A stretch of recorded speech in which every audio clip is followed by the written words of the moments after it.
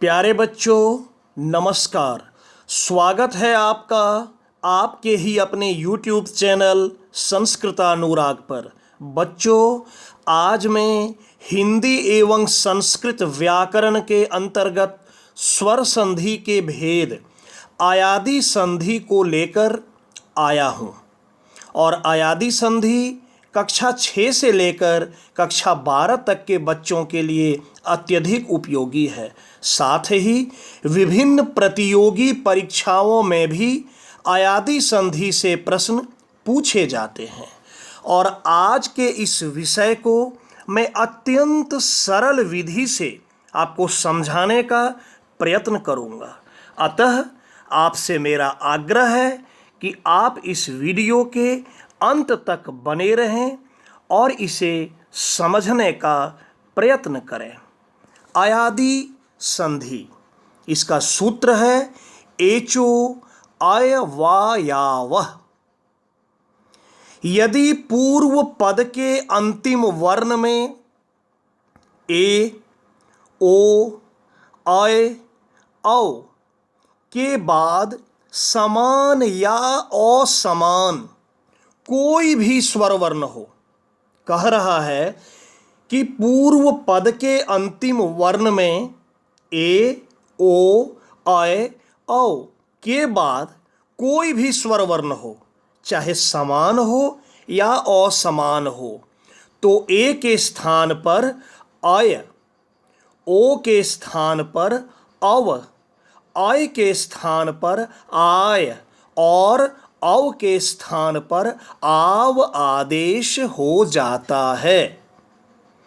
कि यदि पूर्व पद के अंतिम वर्ण में ए, ओ, अय, औ के बाद समान या असमान कोई भी स्वर वर्ण हो तो ए के स्थान पर अय हो जाता है, ओ के स्थान पर अव हो जाता है, अय के स्थान पर आय हो जाता है और औ के स्थान पर आव हो जाता है। और इसे ही आयादी संधि कहते हैं।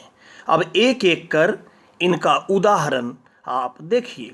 सबसे पहले ए के स्थान पर अय, ए के बाद समान या असमान स्वर वर्ण रहने पर ए के स्थान पर अय हो जाता है। तो पहला उदाहरण देखिए, ए के स्थान पर अय वाला। ने जोड़ अनम, यहां पूर्व पद है ने और इसका अंतिम वर्ण है ए और उत्तर पद का प्रथम वर्ण है अ।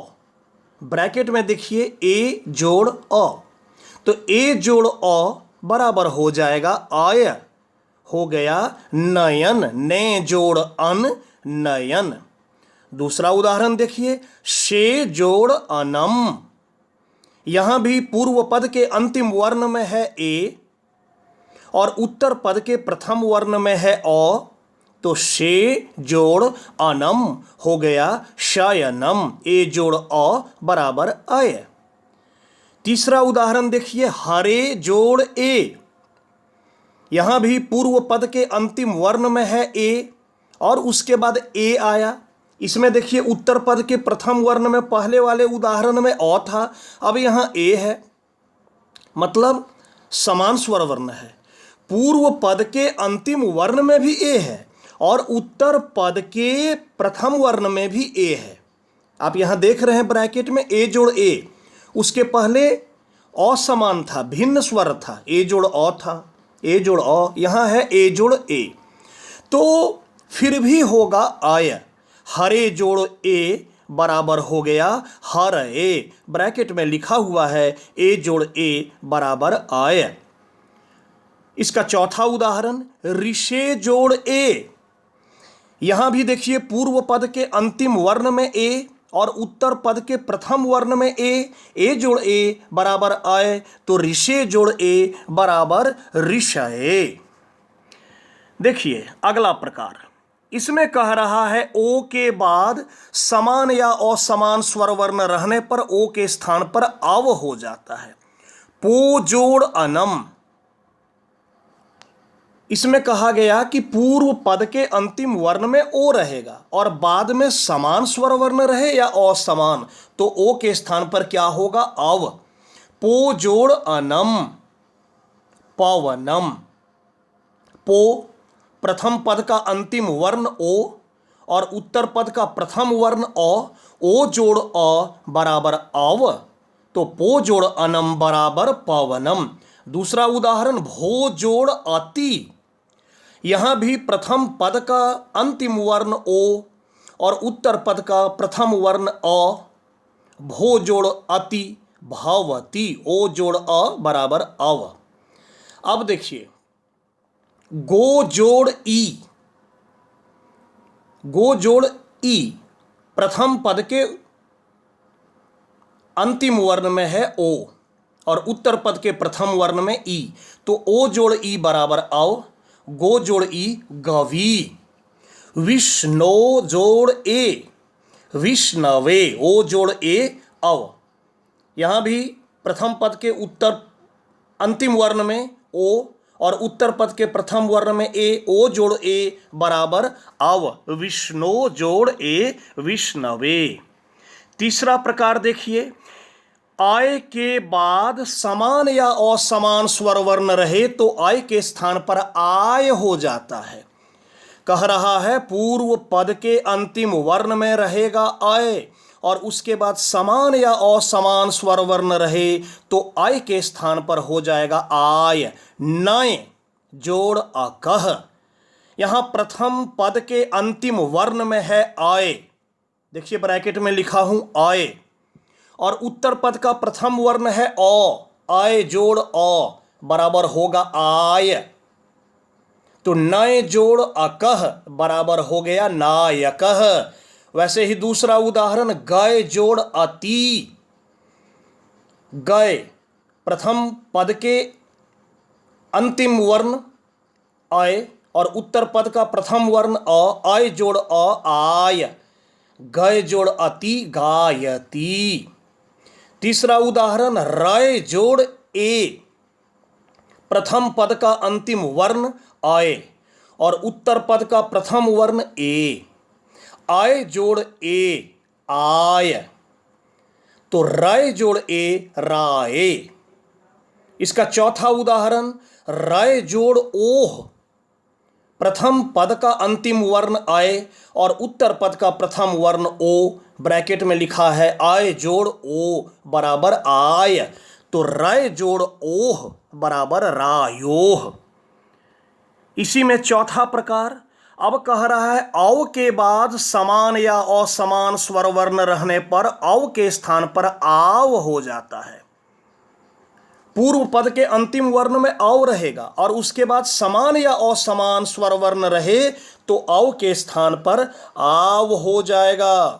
देखिए, पौ जोड़ अकह, प्रथम पद का अंतिम वर्ण औ और उत्तर पद का प्रथम वर्ण अकह अ, अकह का प्रथम वर्ण अ, औ जोड़ अ बराबर आव। दूसरा उदाहरण, भौ जोड़ इकह, पूर्व पद का अंतिम वर्ण औ और उत्तर पद का प्रथम वर्ण ई, भौ जोड़ इकह, औ जोड़ ई आव भाविकह।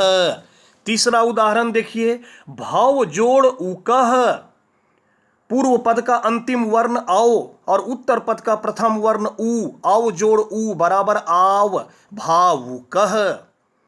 गौ जोड़ औ, यहां भी प्रथम पद का अंतिम वर्ण औ और उत्तर पद का प्रथम वर्ण औ, औ जोड़ औ बराबर आव, गौ जोड़ औ गावौ।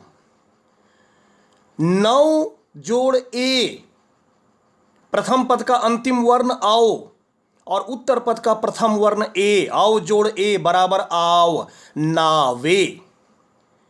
अंतिम उदाहरण, रौ जोड़ अनह, प्रथम पद का अंतिम वर्ण औ और उत्तर पद का प्रथम वर्ण अ बराबर हो गया आव रावणः।